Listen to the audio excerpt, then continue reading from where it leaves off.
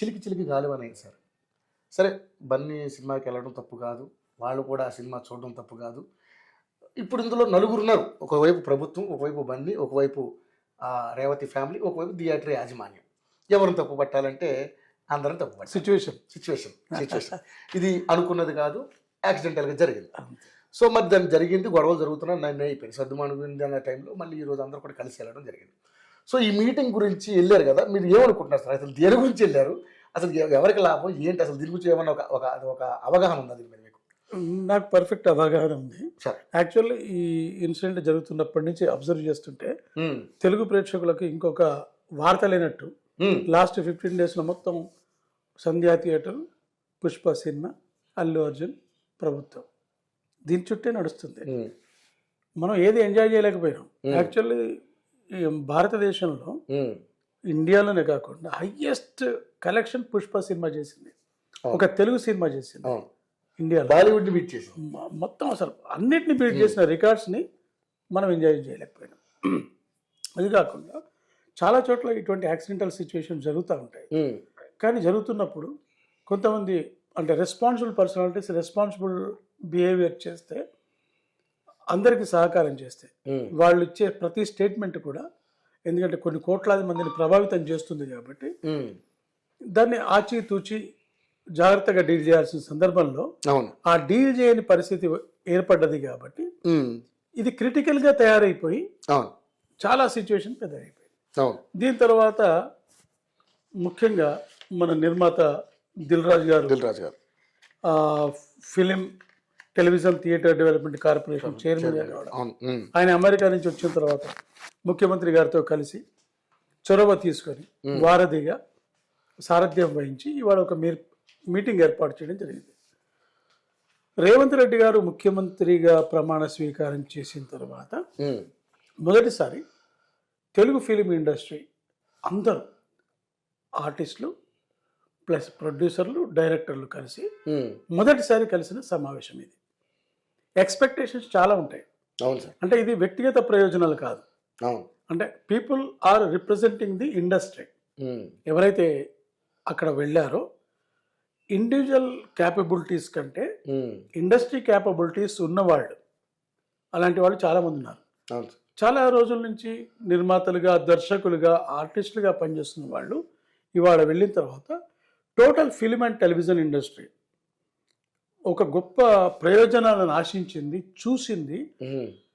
CM గారి ద్వారా మనకు కొన్ని మంచి వరాలు అందుతాయని ఊహించారు. సీఎం గారు వరాలు ఇచ్చే మనిషి, కైండ్ హార్టెడ్ పర్సన్. కానీ దానికి సరైన రిప్రజెంటేషన్ ఉండాలి కదా. మనాళ్ళు ఏం రిప్రజెంట్ చేశారు? వితౌట్ ఎనీ ప్రిపరేషన్ వెళ్ళారు. షాల్ కప్పడానికి కాదు కదా, బోక ఇవ్వడానికి కాదు కదా వెళ్ళింది. విత్ ఒక ఫుల్ ప్రణాళికతో, ఒక యాక్షన్ ప్లాన్తో వెళ్ళాలి. అంత పెద్ద ముఖ్యమైన వ్యక్తిని కలవాలనుకున్నప్పుడు మంచి యాక్షన్ ప్లాన్ ఉండాలి దగ్గర. ఒక ఎంప్లాయీ ఒక ఎగ్జామ్స్కి వెళ్ళినప్పుడు, ఒక ఇంటర్వ్యూకి వెళ్ళినప్పుడు ప్రిపేర్ అయ్యి వెళ్ళిపోతాడు.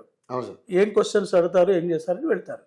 అలాంటిది మొదటిసారిగా ఒక తెలంగాణ రాష్ట్ర ముఖ్యమంత్రిని కలిసినప్పుడు, సిచ్యువేషన్స్ అన్ని క్రిటికల్గా ఉన్నప్పుడు, ఇండస్ట్రీ చాలా దుర్భరమైన పరిస్థితులు ఎదుర్కొంటున్నప్పుడు, కరోనా తర్వాత ఇండస్ట్రీ స్థిరపడ్డప్పుడు, ఇండస్ట్రీలో నిర్మాతలకే కాదు సమస్యలు, ఇక్కడ ఇండస్ట్రీ 24 crafts వాళ్ళకి చాలా సమస్యలు ఉన్నాయి. చాలా సమస్యలు ఎదుర్కొంటున్నారు. ఇప్పుడు ఒక 300 గుడిసెలు ఉండే ప్రాంతంలో డబుల్ బెడ్రూమ్ ఇళ్ళు ఉంటాయి, షాదీ ముబారక్ ఉంటుంది, కళ్యాణ లక్ష్మి ఉంటుంది, చనిపోతే జీవిత బీమాలు ఉంటాయి, అన్ని రకాల బీమాలు ఉంటాయి వాళ్ళకి. కానీ ఫిలిం ఇండస్ట్రీకి ఇళ్ళు లేవు, బీమాలు లేవు, చనిపోతే అడిగే దిక్కు లేదు. కరోనా టైంలో కనీసం 68 చచ్చిపోయినారు, ఏం లేదు కదా వాళ్ళకి. మరి దీని గురించి ఏమన్నా ఒక చిన్న రిప్రజెంటేషన్ ఇచ్చారా మన వాళ్ళు? ఏమీ లేదు. కనీసం ప్రభుత్వం దృష్టికి తీసుకువెళ్ళే ఆలోచన లేకపోవడం చాలా దురదృష్టకరమైన పరిణామం. ఇంకోటి, హైదరాబాద్ ఓన్లీ ఫిలిం ఇండస్ట్రీ కాదు, ఫిలిం ఇండస్ట్రీకి ధీటుగా, సాటిగా హై లెవెల్లో టెలివిజన్ ఇండస్ట్రీ ఎదిగింది. ఇవాళ 148 ఛానల్స్ నడుస్తున్నాయి ఇక్కడ, 9 OTT ప్లాట్ఫామ్స్ ఉన్నాయి, ఒక 180 యూట్యూబ్ ఛానల్స్ నడుస్తున్నాయి, ఇంకెక్కువ కొన్ని వేలాది మందికి ఉపాధి కల్పిస్తుంది. ఫిలిం ఇండస్ట్రీ కంటే ఎక్కువ రెవెన్యూ టెలివిజన్ ఇండస్ట్రీ ఇస్తుంది. అవును. టెలివిజన్ ఇండస్ట్రీ రిప్రజెంటేషన్ లేదు అక్కడ, ఆ కార్మికుల గురించి మాట్లాడేవాళ్ళు లేరు. ఇది ఎందుకంటే దిల్ రాజు గారు is not only film industry chairman ఒకడే కాదు, ఆయన film television theatre development corporation chairman. కాబట్టి ఆయన ఒక సమావేశం ఏర్పాటు చేసినప్పుడు, క్రిటికల్ సమావేశం, మొదటి సమావేశం ఏర్పాటు చేసినప్పుడు టెలివిజన్ కూడా కొంతమంది తీసుకెళ్ళాలి. ఫిలిం ఫెడరేషన్, టెలివిజన్ ఫెడరేషన్ కూడా ఉండాలి అక్కడ. సరే, వీళ్ళు వెళ్ళిన వాళ్ళు కూడా చాలామంది టెక్నీషియన్స్ నుంచి నిర్మాతలుగా ఎదిగిన వాళ్ళు ఉన్నారు, డైరెక్టర్గా ఎదిగిన వాళ్ళు. వాళ్ళు కూడా ఒక్క మాట మాట్లాడలేదు. ఇంకో విషయం ఏంటంటే రవి, యోయో ఛానల్ ద్వారా నేను చెప్పేది ఏంటంటే, మనం ఇవాళ ఎందుకు ఇంత ఈ పరిస్థితిలో ఉన్నాం? Film industry, television industry more than 1800 crores ప్రభుత్వానికి ప్రతి సంవత్సరం ఫిలిం అండ్ టెలివిజన్ ఇండస్ట్రీ నుంచి ట్యాక్సెస్ రూపేణా ప్రభుత్వం ఇస్తున్నాం. సూపర్. సర్వీస్ ట్యాక్స్ ఇస్తున్నాం, జిఎస్టీ ఇస్తున్నాం. ఒక షో ఇప్పుడు అంతెందుకు, 1000 కోట్ల పైగా మన పుష్ప కలెక్ట్ చేస్తే అందులో 18% జిఎస్టీ పోయింది కదా. థియేటర్లు కూడా ఇస్తున్నాయి కదా, ప్రొడక్షన్ హౌసెస్ ఇస్తున్నాయి, ఛానల్స్ ఇస్తున్నాయి, ఎంప్లాయీస్ ఇస్తున్నారు, ఆర్టిస్టులు ఇస్తున్నారు, dubbing theatres, recording theatres, music directors, ప్రతి వాళ్ళు టీడీఎస్ ఇస్తున్నారు ప్రభుత్వానికి. ప్రతి కంపెనీ జిఎస్టీ ఇస్తుంది. ఇవాళ ఇంత లెవెల్లో మనం ట్యాక్సెస్ పే చేస్తే ప్రభుత్వం అట్లీస్ట్ 1% కూడా ఫిల్మ్ అండ్ టీవీ ఇండస్ట్రీకి ఇవ్వట్లేదు కదా, మన సంక్షేమానికి ఉపయోగించట్లేదు కదా. కానీ మెచ్చుకోవాల్సిన విషయం ఏంటంటే, సీఎం గారు ఆయనకి ఏం కావాలో ఇండస్ట్రీ తరఫున ఆయన అడిగేశారు. నెక్స్ట్ మీద మీ అవగాహన, మీ ఆర్టిస్టుల అవగాహన కావాలి. ఆయన కోరికలన్నీ బంగారం బయటపెట్టాడు. ఆయన కోరికలు బయటపెట్టడం కాదు, ఒక రకమైన వార్నింగ్ ఇచ్చాడు. చెప్పారండి, నేను అసెంబ్లీలో చెప్పిన దానికి కట్టుబడి ఉన్నాను, మీరు డెఫినెట్ గా you have to do this, we need this from you end అన్నాడు. అంతే. మరి వీళ్ళే ఉన్నారు, అయ్యా బాంచాన్ని కాదు కదా. You are representing the organizations. Yes. You are representing the industry.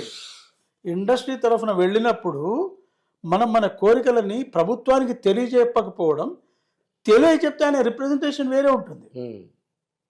ఇంకో గమ్మత్తైన విషయం ఏంటంటే, ఆయన ఏమన్నా అంటే కార్పొరేట్ సెస్ అని ఉంటుంది, 2% సెస్ అంటే కంపల్సరీ. ఆ సెస్ కూడా మాకే ఖర్చు పెట్టాలని చెప్పి, దానివల్ల ఏంటి, ఇది స్కూల్ కొత్తగా ఇంటిగ్రేటెడ్ స్కూల్ ఖర్చు పెడతారు. మరి ఆ టైంలో అయినా, సార్ ఇక్కడ పేదలు ఉన్నారు, ఇల్లు లేని వాళ్ళు ఉన్నారు, మాకు జీవిత బీమా లేదు, మా వాళ్లకు ప్రమాద బీమా లేదు, ఈ కార్పొరేట్ సెస్ మేము వాళ్ళకి ఖర్చు పెడతాము అని వీళ్ళు అనొచ్చు కదా.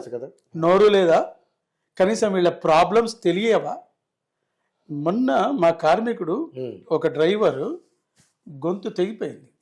అంతకుముందు ఒక లైట్ మెన్ పైనుంచి లైట్ పడి కాలు తెగిపోయింది. పనికిరారు వాళ్ళ లైఫ్. ఇట్లా రోజు ప్రతి వారం ఏదో ఒక ప్రమాదం లొకేషన్స్లో జరుగుతుంది. వాళ్ళ కుటుంబాలకు దిక్కేవారు. ఈ సమస్యని ప్రభుత్వం దృష్టికి తీసుకుపోయేవాళ్ళేవారు. ఇవన్నీ సమస్యలు తెలియ వీళ్లకు, వీళ్ళ షూటింగులలోనే ప్రమాదాలు జరుగుతున్నాయి కదా. కనీసం మనం ఇప్పుడు సెంట్రల్ గవర్నమెంట్, స్టేట్ గవర్నమెంట్ ఏమడుగుతుంది, మోడీ గారు మేము రాష్ట్ర ప్రభుత్వం తరఫున మీకు ఇన్ని ట్యాక్సులు ఇస్తున్నాం, మీరు మాకు ఇవ్వండి అని అడుగుతున్నారు కదా. బల్లగుద్ది అడుగుతున్నారు కదా మంత్రులు కానీ, మన ముఖ్యమంత్రి కానీ.